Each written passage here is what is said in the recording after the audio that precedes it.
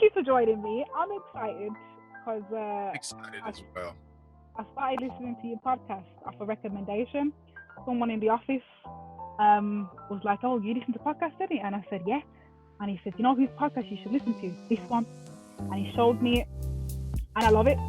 I listen to it like on my walk to work. I just slap it on. I think, yeah, man, it's really, really, really good. And I didn't know you were you. So I've seen bits of your stuff around over the years, but I didn't put like two and two together that you from the podcast was you from the spoken word and you from the music. Do you know what I mean? It was like, but that's how people like follow me for a couple of years and like they're like follow me because of like a song or something. And they're like, wait a minute, you're that dude that did that doubt poem. Yes, that is wild. And I was like, oh, that's you. What? Yeah. And now I'm the dude with the weird colored hair because I'm bored during quarantine. I wasn't gonna mention it, but since you mentioned it, no, you have to mention it. It's the elephant in the room. I have chestnut blonde hair right now. What was the thing? What was like? What? Why? I've been wanting to do this for years, and I just keep putting it off. And it's one of those things where, like, there are little things in my life that I keep myself in a very conservative bubble, and then I regret keeping myself in that bubble that long. And even now, I regret waiting this long to do it. So I'm like, but better late than never. It's just like little symbolic things along the way. It means something to me to be like, you know what? Yeah, it's not your normal thing, but you wanted to do it, so do it, bro. It's hair, you know what I'm saying? And so I've been wanting to do it for a few years, and then eventually I was just like, man, just do it, bro. And then I watched the Jordan documentary, and Rodman was talking about how he dyed his hair and he felt all amazing. So I was like, oh yeah, let's do it, man. Just ride the impulsivity wave before I start putting too much thought into this. You know what? I rate it. I respect it, man. I respect it. I'm quite conservative. I've never dyed my hair. I tried once, it didn't take. And from that day, I said, you know what? It's not for me. So I respect when people just. You got to put a lifter on it, apparently. You got to like bleach it. We bleached my hair. And that was scary. Man, I have my friend, Natalie. I don't know if you listen to the podcast with Natalie, the episode. So she's kind of like the person I turn to when I'm going to like think I'm doing something that's a little edgy. Because she's edgy and she's always the one to kind of push me over the edge. So like I just bought a new home and I wasn't going to do it. And then she was like, nah, do it, bro.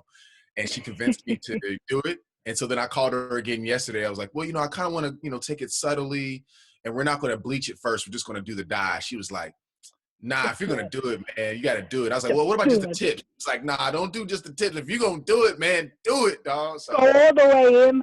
Yeah, I love people like that, though. They're the ones that make you really, if you're going to do something, do it with your chest, man. Don't just do it halfway. Yes. So that's Natalie. She's my, I wouldn't even call her like the little evil one. She's just like the edgy one. Like I have like my conservative little conscience guy on this side, and she's like the edgy, like no, die the whole thing. So do it all. Yeah, I love that. Well, I listened to that podcast as well because that one was the one about friendships, wasn't it? Yeah. It was supposed to be about essentially about male and female, interaction, but it turned into just more of a general conversation about friendship. Yeah, it was interesting because I have always slightly struggled with that topic in my life, and so when I saw that one, I was like, okay, but it was very insightful, and eye-opening in a lot of different ways, man. Because like I said, I've struggled with it. I've always struggled with the male and female dynamic. What do you mean struggle? Struggled with it in the sense of like, can male and females be really good friends without one of them at least thinking, oh, can this be something more? And if you do start to think that, does that mean that you're no longer friends? Because I don't think that about my female friends because I don't think that way. So, yeah.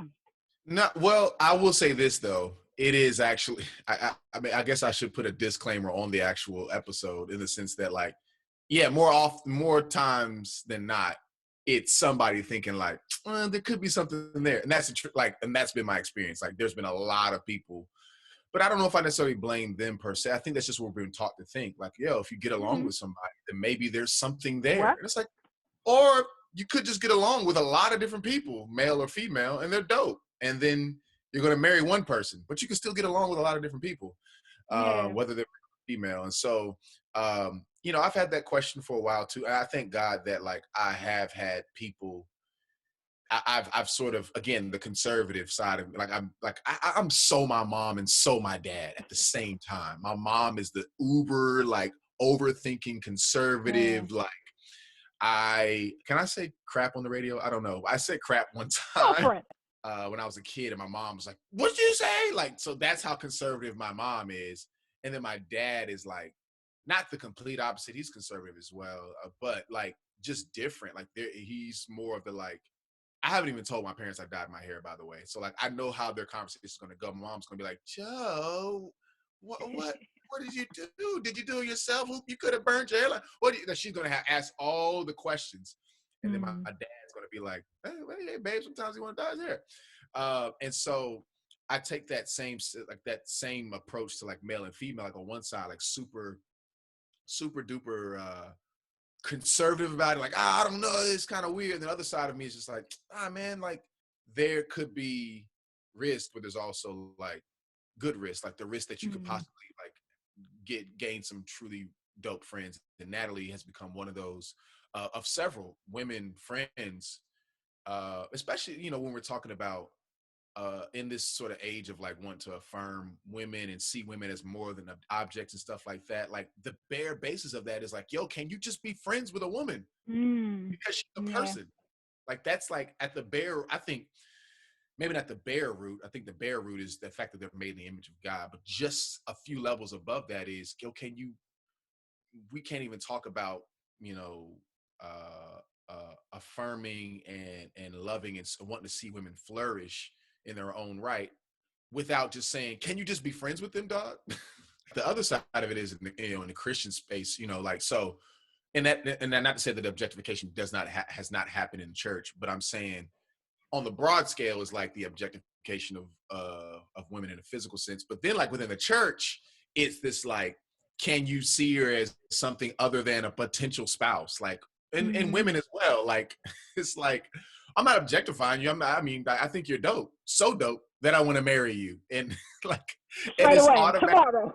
Yeah, it's like, yo, can you see them as something other than just somebody you want to marry? So in the world, you have to be concerned about, can you see it as somebody other than just, you know, you want to have, you know, physical relations with. But then in the church, it's like, can you just see them as somebody other than like your potential spouse? Because all of them can't be your potential spouse.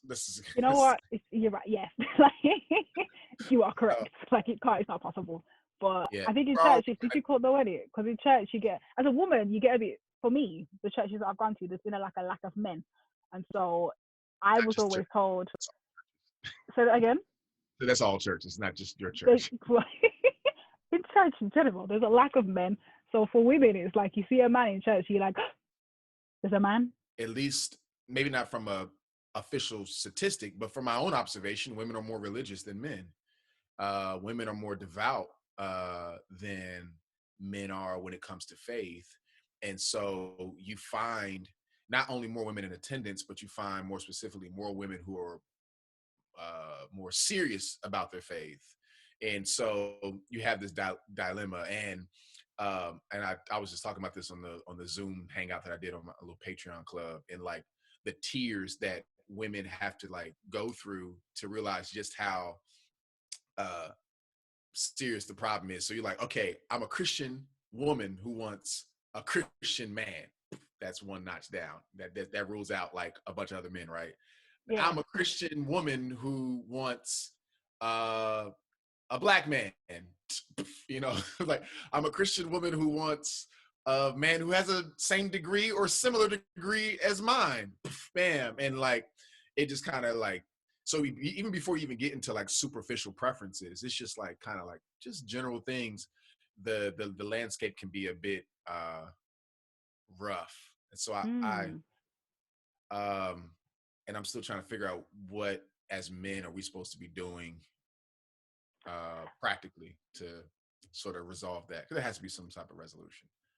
I mean, have you come to any resolutions as to what you think men should be doing? They should be doing what I have not done, which is, get married, fam. And I mean, it's not that simple. I'm being serious and I'm kind of being facetious. I'm being serious and funny at the same time. Like, I think that there is, man, I was just reading this book, not a Christian book. I don't know if I can put this on. I don't know the space. I'm not very, the way I'm the only way I'm really familiar with Premiere is that I listen. I believe it's a extension of it because he always says Premiere podcast. I listen to Ask NT Write Anything. Is that an extension of Premiere? Oh yeah, that's us. But anyways, But anyways, I don't know. But anyways, so there's this book called All About Love by Bell Hooks. She's not a Christian, but I've read a book by her that was really insightful to me called The Will to Change. And this particular book I was reading, in the very beginning of it, it kind of guts at you, man. And she kind of poses this idea that women, and I've heard another conversation that ties into that as well. My brain's going like 5 different ways right now, but I'm gonna try to stay on one branch. So women tend to be the practitioners of love and men tend to be the theorizers of it. Men on average tend to be much more passionate about things. Women on the other hand tend to be much more passionate about people. So it's not even a necessary disparity of genders in particular careers, such as engineering. It's not simply that women are not getting opportunities in certain career fields. That is part of it. But the other part of it is at the extremes of the passions of these careers that have to do with things, men have a stronger desire for it than you see a desire for women who want to care for people. So you see on the extremes of like counseling and nursing and stuff like that, they've just sort of built that way. Somebody threw out the theory that, maybe it's I've been doing a lot of studying in, not a lot, but just some study in Genesis. And they point out like, isn't it interesting that the first thing that Adam is called to do is care for things. And the first thing that Eve is called to care for is a person. And so we see that sort of carrying out till today, like, men who are so concerned about their cars and their house and their, doing things. And then here's the wife saying, love me. Yeah. And it's no surprise that when Paul says husbands love your wives, like, it has to be a command. There's never been a command explicitly like that for to love their husband, because it's not a thing that they've generally struggled with. That, I think, is a very valid point. I think you're correct. I think I think you are right. Women, we don't have a problem with our emotions like that. Like, even when women come to Christ, I've always thought it is a big deal.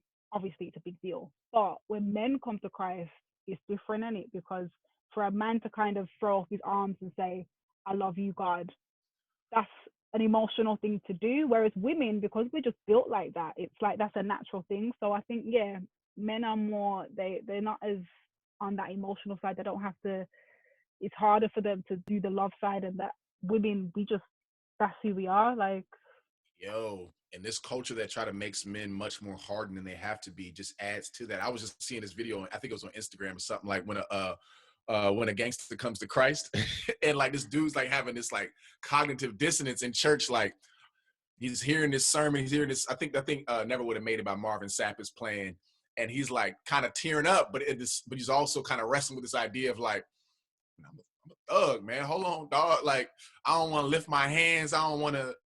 And like, so there is that could be a part of it too. Like, man, to genuinely love God, man, that is it's so countercultural for men in a way, especially men who, feel some kind, like, who are just not. It is an odd thing on a very surfacey, sort of purely human level for a man to be called a bride of another man. Like, even those elements of like the way that you come to Christ, it's a humbling experience of like, there's a lot of things that have to be laid low. And so men, there are men who have had this sort of emotional wrestling. How do I express myself as a man, manly or whatever, in the context of loving God? Like, but God lays that all at the floor. Like, he levels all that. Like, you have to leave all that cultural baggage, and it's hard. What would you say needs to like happen in society for men to abandon that idea of a man is this? It really, I mean, one of the first institutions, the first institution that God made is family, and it really boils down to that.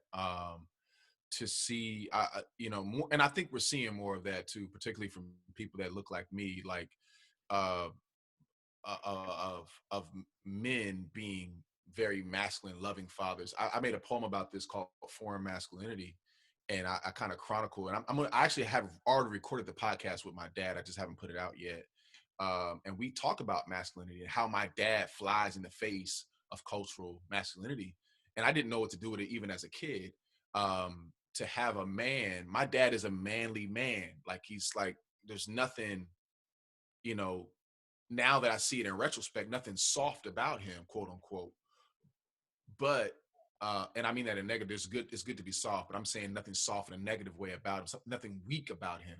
And yet, um, I wrestled with that as a kid because I didn't see other fathers doing that with their sons, and so I thought it was weak. And for example is me and my dad. We kiss all the time. My dad kisses me on the cheek, on the neck, or whatever. It's just a common thing that we do.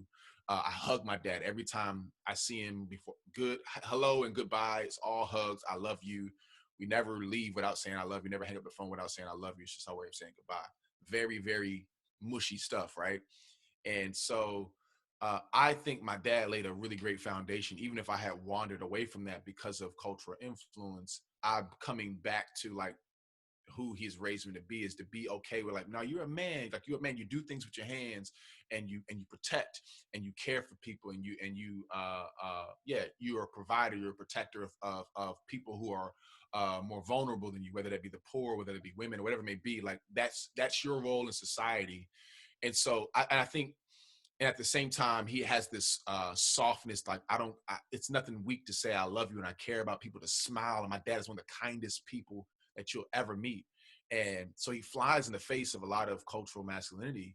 And I think that's what Jesus does as well. We don't really know what to do with Jesus in the sense of like, he very much is, you know, a man who weeps, a man who protects and provides and looks out for women, and at the same time, he's a man who works with us. He's a carpenter. He was not this, you know, picture that we see of like this little long haired, you know, luscious, dark and lovely, Jesus, you know what I'm saying? With the lamb on his shoulder, and just like, he was a carpenter. He was a rough hand man.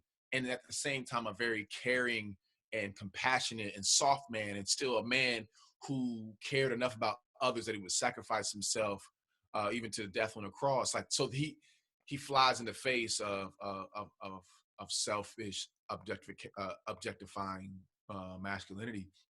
I wanted to ask a question about finding your purpose, because you do a lot of different things. So how did you come to that? Why do you do so many? Why do you not just do one? Did you do these things as a kid? Was it as a kid you kind of sang and you wrote, and then you grew up and you thought, yeah, this is what I want to do? Or was it, you know, what was that process for you? Yeah. To this day, I still try to figure out, like, should I be doing all these things? I feel like I should focus on one thing. I was just having that conversation last night with some people, like, especially in regards to creatives who feel like they are, which I think is becoming much more common these days, for people to be jacks of many trades and a master of none, because there's so many tutorials out there now and YouTube stuff. It's like, before it was like, if you wanted to be a photographer, then it took so much time to find the right people, maybe go to the right school, to just somebody to teach you photography. And you just kind of devoted yourself to photography and maybe a couple of other things, maybe, but you were much more specialized. And now it's like, man, you want to learn how to play the guitar? It's on YouTube. You want to be a videographer? It's on YouTube. I'm talking about extensive. You have a potential to do a lot of things kind of well, but like, what is your purpose? Like, what are you driven to do? And I think I'm at a fork in the road right now when it comes to that. Like, I have a very general idea of what I want to do. Like, I'm just trying to refine what that looks like right now. And the way that you find that purpose, though, honestly, I think some people, it does take prayer. It does take a waiting and a meditating and a you know, consulting other people. But to some degree, it takes a just trying, like, people are like, I want to know what my purpose is, and you're sitting in a room. Like, well, I don't know, go out there and find it. Like, just go do something, and then you'll be like, oh, I'm actually kind of good at this. Oh, other people are affirming that I'm actually good at this, and they're blessed by what I do. Maybe I should do this, instead of just being like, I want to know what my calling is. Man, your calling, ultimately your purpose at a very core level, not at a very practical level, just at a very core abstract level, is to glorify God and enjoy him forever. What that looks like for everyone individually looks different. But you are to enjoy God and glorify him forever. Glorify God and enjoy him forever. That's your core purpose here on this earth. Do you think if we are doing something creative, it should be for God directly, or can we do things around it and then in our lives reflect God and glorify him that way? And everything in the like God owns the earth, everything on the earth and the fullness thereof belongs to God. There is nothing that we can do under the sun that does not belong to God. And I think when we stop having this more compartmentalized idea of what glorification for God, glorifying God looks like, we'll actually find more glory in even the little things. Whether like I glorified God this morning by drinking this cup of coffee. It's an Ethiopian blend from a local Atlanta roaster, and I love it. And it's glory because it's like God thought of coffee beans. It's kind of dope, and then it's helping me have energy to do what I need to do for the day or whatever. Like it's that coffee is no, you know, insignificant thing, should I say, in the grand scheme of everything, if everything belongs to the Lord. So even me drinking coffee is a Christian act. It doesn't have to be that, you know, somehow it was this like explicitly like, well, this is a Christian coffee, and then like every time I drink it, the mug like says a scripture or something. I don't know. Like we've compartmentalized glory for God, and I think it's to do that sounds more Christian, but in reality,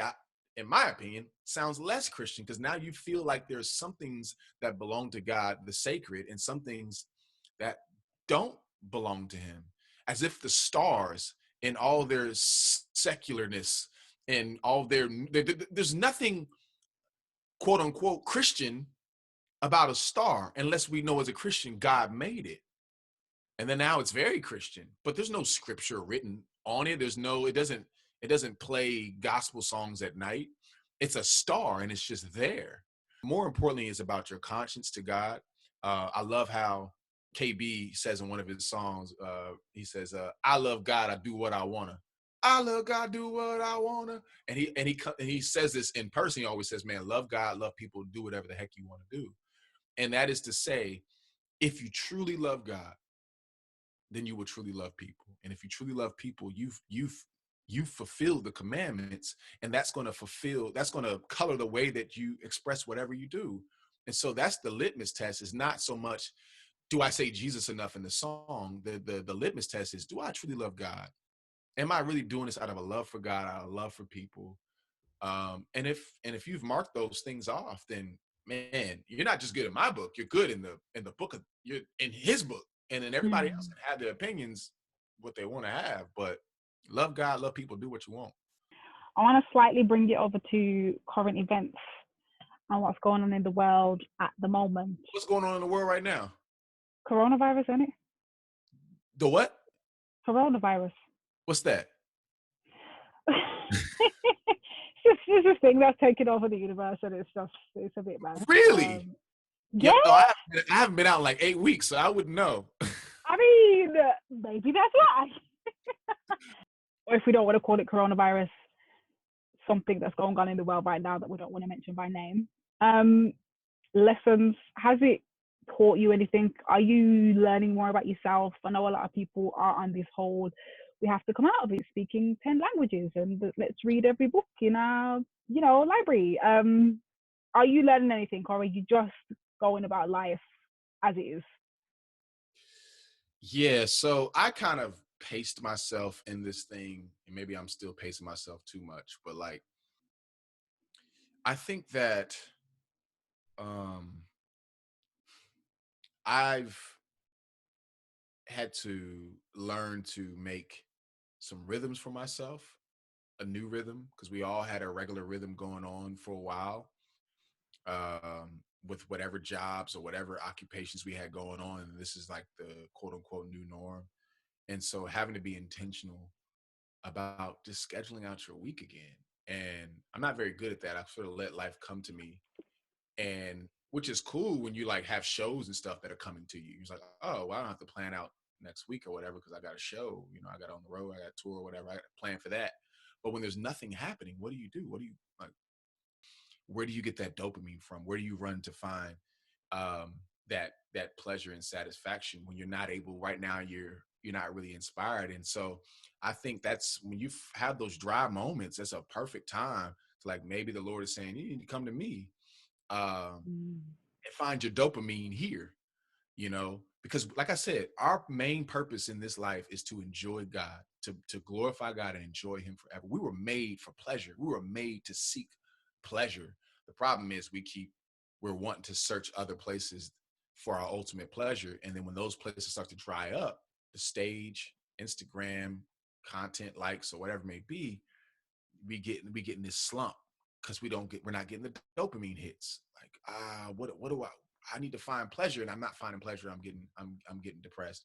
Lord is like, come to me. I'm the biggest dopamine hit you can get, man. And I don't mean to say that God is simply a dopamine hit. It's much more than just some chemical reaction in our brain, but that to say that he is the ultimate fountain of pleasures. That's where I've had to force myself back into this little baby right here. I've just been making time that and just reading books. So when you're on a content drought, sometimes when you feel like you're not inspired, oftentimes your writer's block is due to your reader's block.